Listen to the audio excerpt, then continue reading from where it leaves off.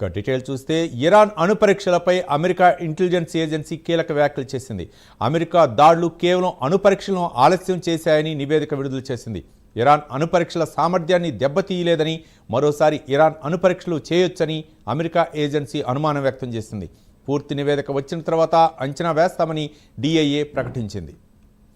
ఇక దీనిపై మరిన్ని వివరాలు మా నేషనల్ బ్యూరో చీఫ్ కళా శ్రీనివాస్ అందిస్తారు. కళా శ్రీనివాస్. రవి, దాదాపు ఏదైతే మనకు ఇరాన్ ఇజ్రాయెల్కి సంబంధించినటువంటి యుద్ధం ముగిసింది అంటూ డొనాల్డ్ ట్రంప్ ఒక కీలక ప్రకటన చేశారు. దాని తర్వాత ఏదైతే ఇరాన్పై విజయం సాధించామంటూ అటు అమెరికా తర్వాత ఇజ్రాయెల్కి సంబంధించినటువంటి నెతన్యాహు చేసినటువంటి కీలకమైనటువంటి వ్యాఖ్యలు అనుకోవచ్చు. విజయం సాధించాం ఇరాన్పై అన్నటువంటిది వ్యాఖ్యలు చేశారు.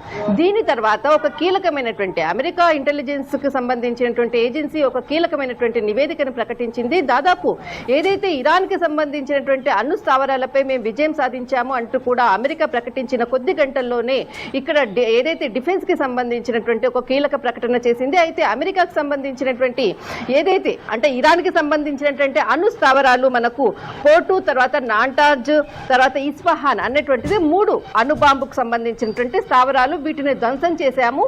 ఇక ఇరాన్ కోలుకోలేదు. అణు ఆయుధానికి సంబంధించినటువంటి ఏదైతే అణు బాంబుల తయారీకి మొత్తం పూర్తి అంటే అక్కడ ఉన్నటువంటి ఏదైతే స్థావరాలు ఉందో పూర్తిగా ధ్వంసమైందన్నటువంటిది ఒక ప్రకటన చేసిన అంటే గంటల్లోనే ఇక్కడ నివేదిక అంటే ఇంటెలిజెన్స్ కి సంబంధించినటువంటి అమెరికా ఇంటెలిజెన్స్ ఏజెన్సీ కీలక ప్రకటన మాత్రము ఏదైతే 3 స్థావరాలు కూడా ధ్వంసం కాలేదు. ఇరాన్ కి సంబంధించినటువంటి ఏదైతే అణు కార్యక్రమము ఏదైతే అణు స్థావరాలు మాత్రం ధ్వంసం కాలేదు. కొంత అణుకు సంబంధించినటువంటి ఏదైతే కార్యక్రమం ఉందో ఉత్పాదన ఉందో దానికి కొంత లేట్ అయ్యేటటువంటి అవకాశం మాత్రమే ఉంది అన్నది. తర్వాత అక్కడ ఏదైతే 400 యురేనియం నిల్వలు ఉన్నటువంటి ఏదైతే నిల్వలు ఉన్నటువంటి స్థావరాలు ఉందో వాటిని ముందు వేరే ప్లేస్లోకి ఇజ్రాయెల్ అమెరికా దాడి చేస్తున్నటువంటి ముందస్తు సమాచారంతో అక్కడ నుంచి వాటిని తరలించినట్లు కూడా ఒక కీలకమైనటువంటి నివేదికను మాత్రం ప్రకటించింది.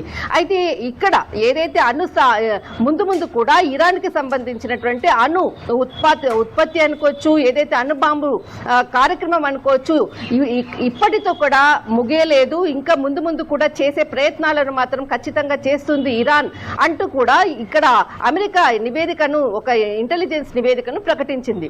దీనిపై ఏదైతే నివేదిక ప్రకటించగానే వైట్ హౌస్ ఒక ఘాటైనటువంటి వ్యాఖ్యలతో ఒక కీలకమైనటువంటి వ్యాఖ్యలు చేసింది. ఏదైతే ట్రంప్ ప్రకటించిన కొద్ది గంటల్లోనే ఈ నివేదిక వెల్లడించడంతో ఇక్కడ ట్రంప్ సంబంధించినటువంటిది అంటే ప్రెస్టీజ్ ని కించపరుస్తున్నట్లుగా ఒక ఘాటైన వ్యాఖ్యలు చేసింది.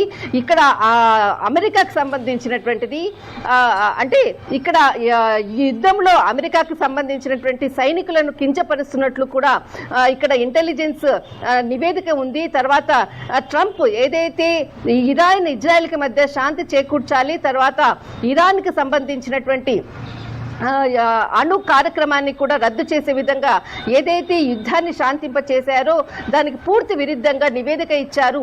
దీనిని బయటికి ఈ విధంగా ప్రకటించడం అన్నది కూడా ఇక్కడ అంటే దేశ ప్రతిష్ట కావచ్చు, వైట్ హౌస్ ప్రతిష్ట కానీ కించపరిచే విధంగా ఉందంటూ కూడా చాలా కీలకమైనటువంటి వ్యాఖ్యలు చేసింది. మొత్తం మీద ఏదైతే ఇరాన్ ఇజ్రాయెల్కి నేను యుద్ధాన్ని ఆపానంటూ ఒక కీలక వ్యాఖ్యలు చేసినటువంటి డొనాల్డ్ ట్రంప్ ఇక్కడ ఏదైతే ఇంటెలిజెన్స్ నివేదిక ఇచ్చిన దాని ప్రకారంగా చూస్తే అక్కడ ఇరాన్కి సంబంధించినటువంటి ఏదైతే స్థావరాలు మాత్రం ధ్వంసం కాలేదు.